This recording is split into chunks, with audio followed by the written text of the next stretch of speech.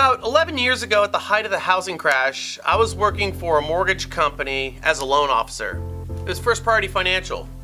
It's the only place I ever wrote loans, and it was for a reason. It was a great place, great people. Anyways, I destroyed my business. I'm kind of a up and down guy. I lost my income, lost my savings, lost my house. Believe me when I say, when I fuck up, I go big. I really took success for granted. I mean, I was totally entitled. And so were a lot of you. Anyways, many of you know my story. At my lowest point, I decided I was done. Just done taking shit for granted in my life. And I was going to fix things if it killed me.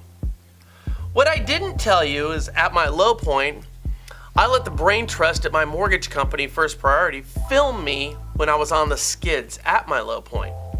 And I did this for them to show their 400 or so loan officers and their family, who were all at our corporate sales retreat, exactly how destitute I was.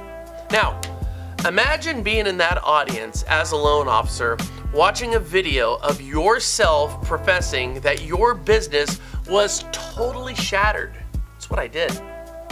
My wife, she sure felt uncomfortable. Funny thing here, how that story goes, the event was in Monterey, California, and it was Tim Brahim's last speaking gig before he got his big payout from Loan Toolbox. At least that's what I was told. You'd have to ask him, but it was right about that time. Now, I bring this up for a reason.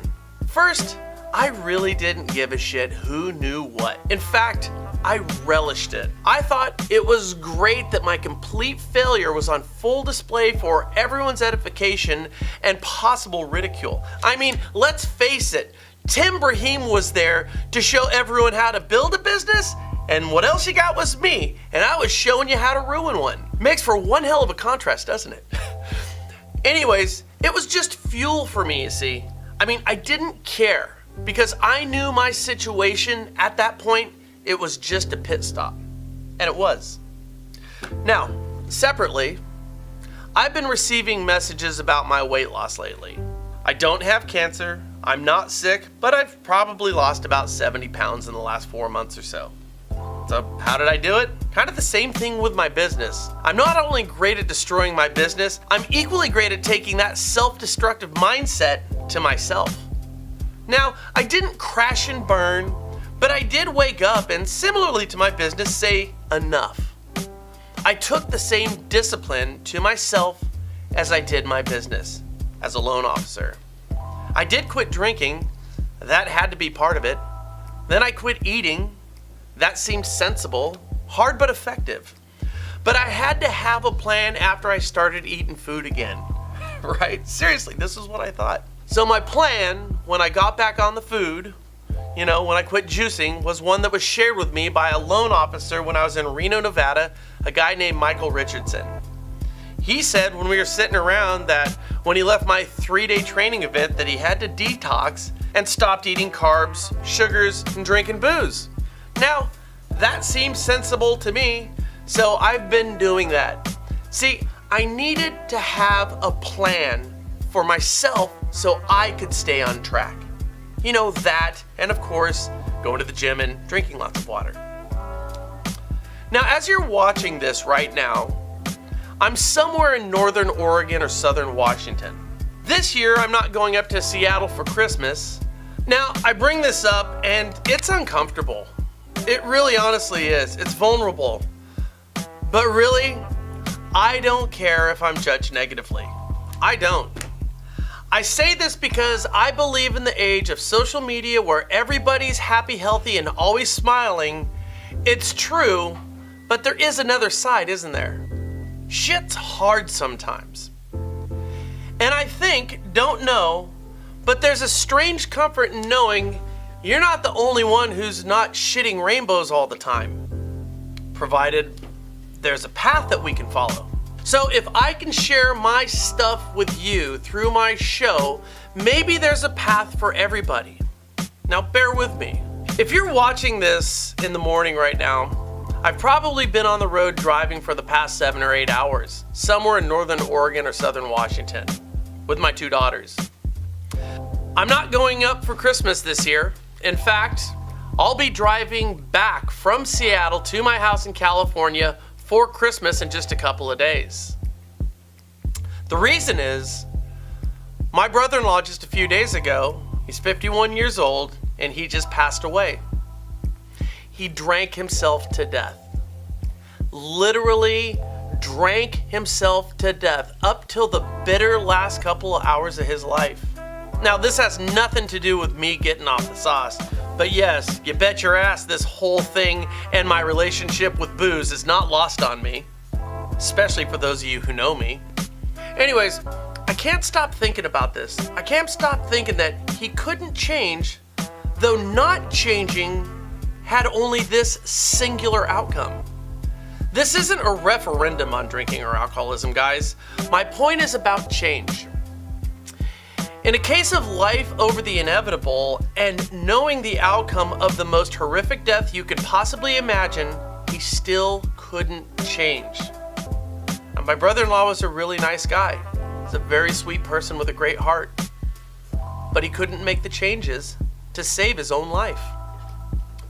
So then this got me thinking, if big change with dire consequences like his are this hard to do, why do we all assume that the little changes in our lives without the dire consequence would be easy? In fact, when you really think about it, doesn't that make those little changes the hardest because you don't see the obvious or catastrophic consequence? Yet when I screwed up my business, as I just shared with you, or put on all that weight, I didn't do it in one fell swoop.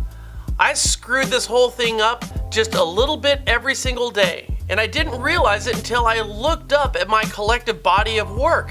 Then and only then did I realize that the things were not what I thought they were. And I imagine that was probably the case for my brother-in-law. Perhaps.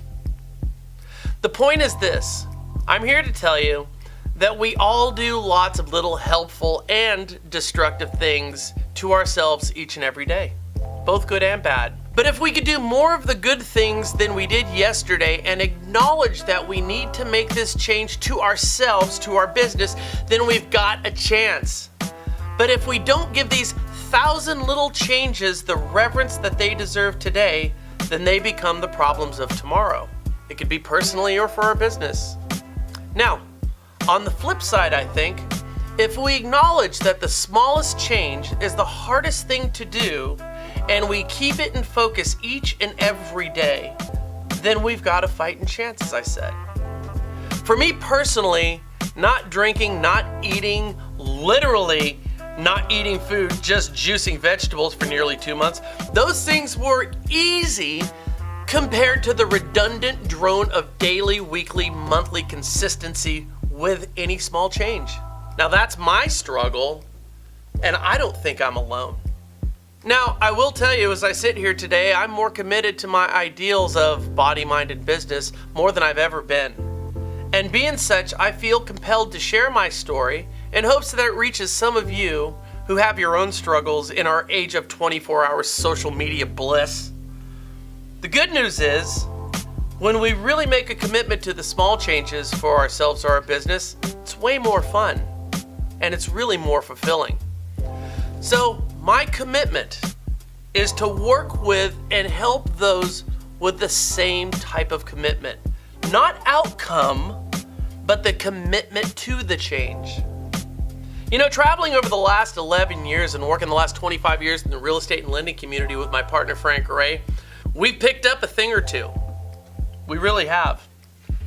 2019 will be our year to help those who meet our mindset of changing the many little things to make the big things better. And I want to invite you to join us, join me, if you want. I hope this reaches some of you. Merry Christmas.